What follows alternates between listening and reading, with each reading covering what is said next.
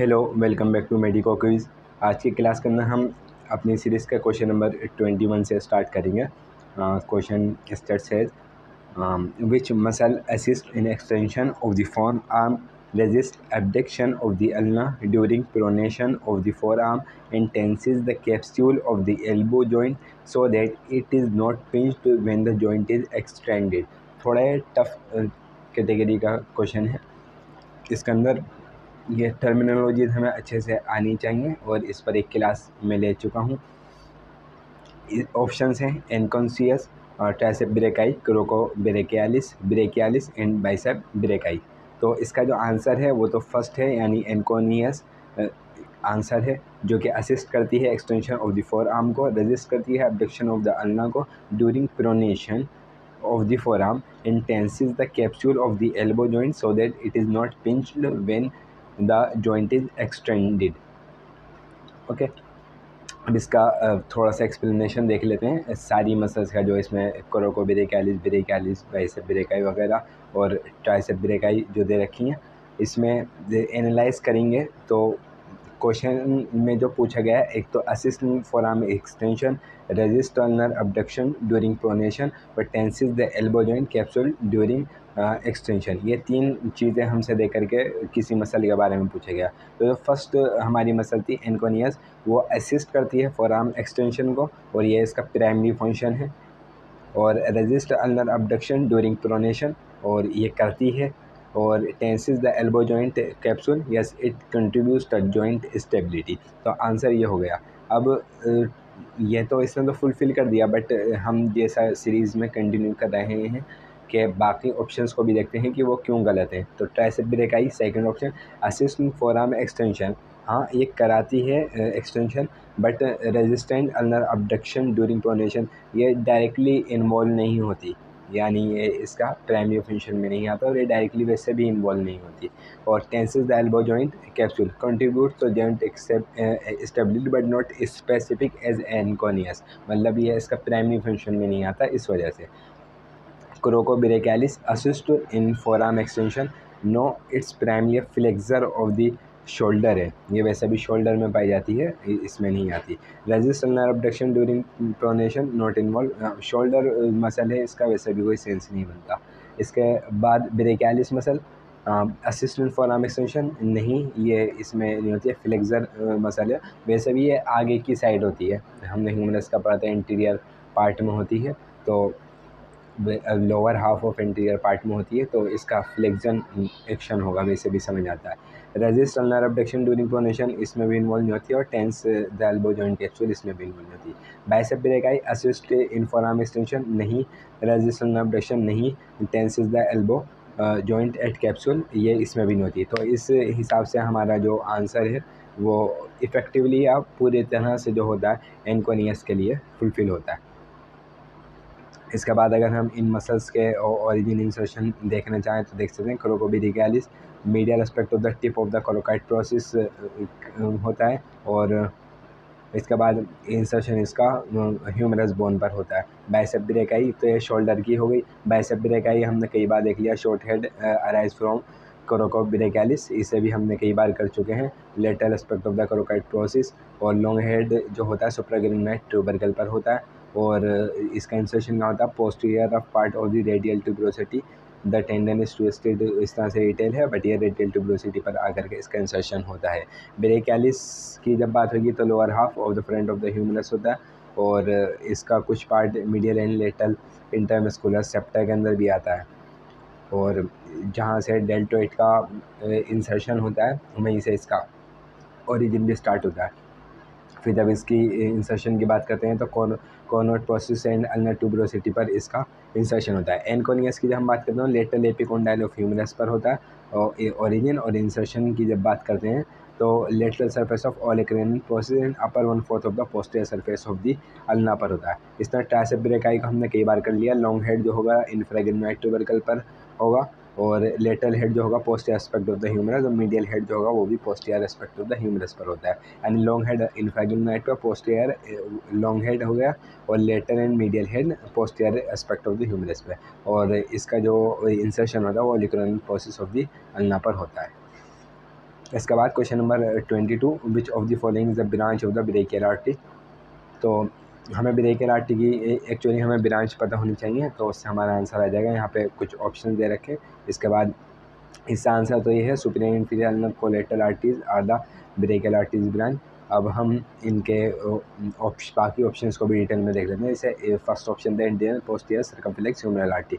तो these artery are the branch of the axillary artery. Axillary artery की हम detail में उसे कर सकते हैं। उसके 3 पार्ट में, फर्स्ट, सेकंड एंड थर्ड, और उसमें बहुत अच्छी सिमिट्री होती है कि फर्स्ट पार्ट से 1 ब्रांच, सेकंड पार्ट से 2 ब्रांच और थर्ड पार्ट से 3 ब्रांचेज अराइज होती हैं। Not the brachial artery. ये ब्रेकियल आर्टरी की नहीं, एक्सिलरी आर्टरी की ब्रांच है। दे रेप सर्कमफ्लेक्स का मतलब ये होता है कि कुछ घुमावदार होती है, रेप करती है shoulder joint and deltoid muscle को, इनकी सप्लाई होती है। और ये ब्रेकियल आर्टरी की ब्रांच नहीं है, मेनली है डेल्टोइड आर्टरी। ये deltoid artery is the branch of the thoracoacromial artery, और ये किसकी होती है, second part of the axillary artery की ये ब्रांच होती है। तो जाहिर है यह कि ब्रेकियल आर्टरी की ब्रांच नहीं हुई। Superior inferior ulnar collateral artery बात हो चुकी कि यही आंसर है। तो these are the branch of the brachial artery.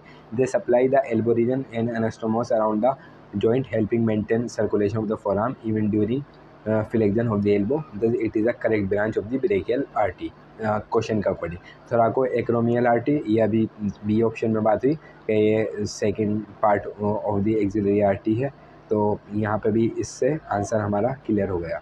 इसके अलावा एक लास्ट बचता है, anterior and posterior ulnar recurrent artery. तो these arteries arise from the ulnar artery, not the brachial artery. The participant blood supply of the elbow joint and anastomos, जो अभी पीछे बात हुआ थी। तो इससे हमारा क्लियर हो गया कि superior and inferior ulnar collateral arteries are the branch of the brachial artery, rest are not. अब थोड़ा सा ब्रेकियल आर्टरी को डिटेल में कर लेते हैं। Brachial artery gives to several branches along its course. The main branches की हम बात करते हैं तो मेन 6 कैटेगरीज में इसे डिवाइड करा। प्रोफंडा ब्रेकियल आर्टरी, इसे हम डीप ब्रेकियल आर्टरी भी कहते हैं। इसका हमने लास्ट क्वेश्चन के अंदर जिक्र करा था अपने किसी क्वेश्चन में। This is the largest branch of the brachial artery and supplies the posterior compartment of the arm. It travels with the radial nerve and gives off, हमने करा था ना वो उसमें के रेडियल ग्रूव में उसके साथ साथ देती है, कंपनीज करती है। इस तरह से डीप आर्टरी करके पूछा था। Radial collateral artery and medial collateral artery इसकी ब्रांचेज हो गई। Nutrient artery of the humerus भी ब्रेकियल आर्टरी की ब्रांच होती है। This supply the humerus itself entering the bone through the nutrient foramen. Superior ulnar collateral artery, this artery arise from the brachial artery in the mid arm region and supplies the area around the elbow. It anastomosis with the posterior ulnar recurrent artery. इस तरह से inferior ulnar collateral artery है, ये भी एनास्टोमस करेगी, but ये interior के साथ करेगी। ओके, सुपीरियर वाली पोस्टीरियर के साथ, इंफीरियर वाली इंटीरियर अल्नर रिकरेंट आर्टरी के साथ। और मस्कुलर ब्रांच जो होंगी, these small branches supply the muscles of the interior compartment of the arm including the bicep brachii, brachialis and क्रोको brachialis. यानी इससे हमें ये भी पता चला कि जो interior compartment of the arm है उसके अंदर bicep brachii, brachialis and क्रोको brachialis muscles आती हैं। और एक चीज़ और, ब्रेकियल आर्टरी इसकी जो प्रोफंडा ब्रेकाई है वो poster compartment of the arm को सप्लाई करती है, और मस्कुलर ब्रांचेस जो हैं वो interior compartment of the arm को सप्लाई करती हैं। फिर रेडियल अल्नर आर्टरी जो होती हैं टर्मिनल ब्रांचेज होती हैं at the level of the cubital fossa, जो कि एल्बो जॉइंट के पास होगा। और the brachial artery bifurcate into radial and ulnar artery which supply the forearm and hand. These branches provide blood to the muscle bones and joints of the arm as well as the elbow and forearm. यहाँ पर हम देख सकते हैं कि ये brachial artery है। Brachial artery की एक प्रोफंडा ब्रेकियल आर्टरी हुई जो डीप ब्रांच है। इसके बाद superior ulnar collateral artery and the inferior ulnar collateral artery, anterior and posterior descending branches ये इसकी होगी। और नीचे आकर के बाइफरकेट हो गई रेडियल अल्नर आर्टरी, और बाकी ब्रांचेज इसमें नहीं दे रखी। यहाँ पर एनास्टोमोस भी दिखा रखा है, anterior descending branch. Superior ulnar collateral artery का दिखाया यहाँ पर पोस्टीरियर अल्नर रिकरेंट के साथ, और इंफीरियर अल्नर कोलेटरल का दिखाया एंटीरियर अल्नर रिकरेंट के साथ एनास्टोमस दिखा दिया। इसके बाद क्वेश्चन नंबर 23 की बात करेंगे। Which of the following nerve supply no branches to the arm. यानी ये कहना है which of the following nerve supply no branches to the arm, मतलब आर्म में उनकी कोई ब्रांच नहीं आती। Musculocutaneous and median, radial and ulnar, median and ulnar, median and radial, musculocutaneous and radial. तो इसका आंसर सी है, the median ulnar nerve supply no branches to the arm. इसके बाद इसकी एक्सप्लेनेशन देख लेते हैं। एक एक ऑप्शन को हम एक्सप्लेन करने की कोशिश करते हैं। Here the arm refers to the region between the shoulder and the elbow. Okay, musculocutaneous and median nerve की बात करें तो मस्कुलोक्यूटनेस नर्व प्रोवाइड करती है motor branch to the muscle of in the anterior compartment of the arm. Anterior compartment की artery कौन सी थी वो पता चल गई हमें, और एंटीरियर कंपार्टमेंट की मसल नर्व कौन सी है वो भी हमें पता चल गई। बाइसेप ब्रेकियालिस एंड कोलोकोब्रेकियालिस कौन सी मसल्स आती हैं इंटीरियर कंपार्टमेंट में वो भी पता चल गई, यानी हमने इंटीरियर कंपार्टमेंट ऑलमोस्ट कंप्लीट कर लिया।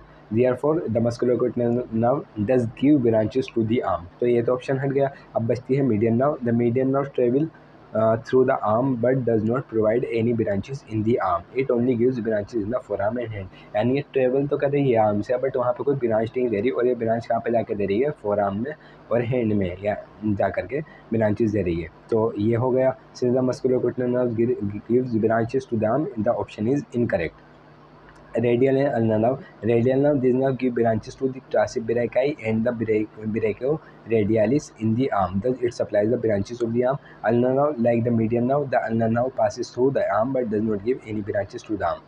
Okay, since the radial nerve gives branches to the arm, this option is also incorrect। Median है अल्नर नर्व की बात करेंगे तो मीडियन नर्व मेंशन पहले ही कर लिया कि median nerve does not provide any branches in the arm. Ulnar nerve similarly the ulnar nerve does not provide any branches in the arm. Thus the option C is correct। Neither the median nerve nor the ulnar nerves give branches to the arm। इसी तरह explanation इसका थोड़ा लंबा हो जाएगा, but median and radial nerve में median nerve देगी, और मस्कुलोस्केलेटल एंड रेडियल नर्व की हम पहले बात कर चुके हैं। मीडियन नर्व की भी कोई ब्रांच नहीं करता, बट रेडियल नर्व की होगी, तो उसके हिसाब से आंसर हमारा डी भी गलत हो गया, और ई में मतलब मस्कुलोस्केलेटल और रेडियल नर्व की हम पहले बात कर चुके हैं, तो ऑप्शन सी इज़ करेक्ट। इसके साथ क्लास एंड, और मिलते हैं नेक्स्ट वीडियो में। Thanks for the watching.